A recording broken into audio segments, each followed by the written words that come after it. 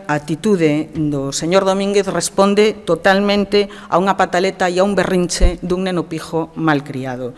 E así non se ven a traballar a administración pública. Coñecendo a orixe da que ven isto, sabendo por que o señor Domínguez iniciou este tipo de accións que se corresponden exactamente con eso, cun berrinche dun neno malcriado que pois quere xogar a isto, porque pensa que a actividade pública é xogar e é moitísimo máis serio e, sobre todo, cando polo medio mete a reputación de empresas e de persoas. Eu creo que a transparencia está ben, pero creo que este Concello é tan transparente que os partidos da oposición poden rebuscar e analizar toda canta documentación necesiten e precisen.